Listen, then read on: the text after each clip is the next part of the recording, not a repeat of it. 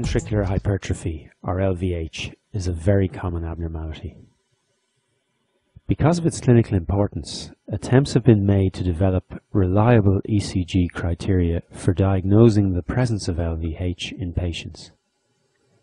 In addition, in some cases, LVH may be associated with alterations to the ECG which are of great significance in the emergency setting, as they are easily confused with the ECG changes of myocardial infarction.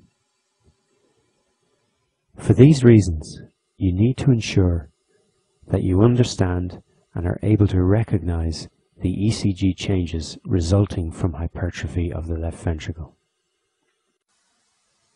Looking at this normal ECG, you will remember from section 1 that left ventricular depolarization is responsible for the prominent R waves in the left-sided chest leads and the S waves of the right-sided chest leads. The increased muscle mass associated with LVH produces predictable changes in these deflections, which we will now analyze. And to do so, we will look at the heart in horizontal section, focusing on events in leads V1 and V6. The voltage developed by depolarizing cardiac muscle is proportional to the mass of muscle present. Therefore, as exemplified here in leads V1 and V6, during the process of hypertrophy, as the left ventricular muscle mass increases in bulk, greater depolarization voltages are produced in the thickened wall, and the amplitude of the R wave in the left lateral leads becomes progressively higher, while the S waves in the right-sided chest leads become progressively deeper. Criteria to diagnose left ventricular hypertrophy from the ECG based on the magnitude of these deflections have been developed.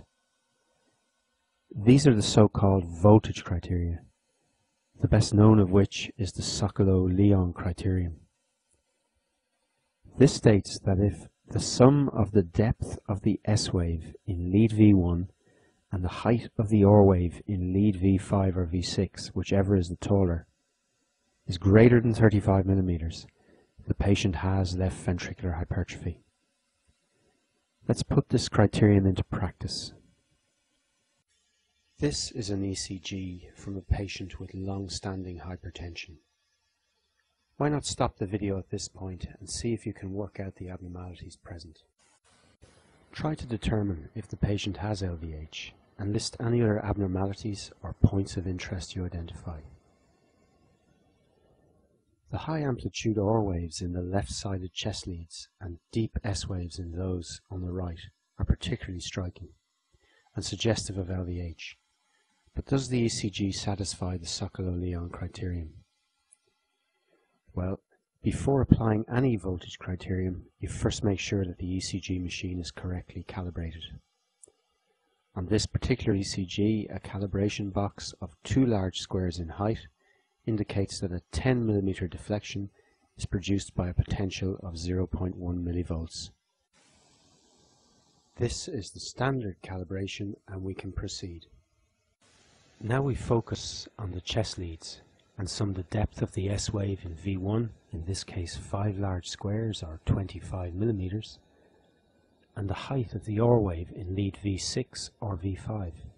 In this particular case, the R waves in V5 are tallest at just over 7 large squares or 36 millimeters, giving us a total of 61 millimeters, well over our 35 millimeter limit. As the criterion is satisfied, we diagnose LVH. But how much confidence can we have in this diagnosis? This is a difficult question to answer, as the results of studies on the specificity and sensitivity of voltage criteria vary depending on several factors.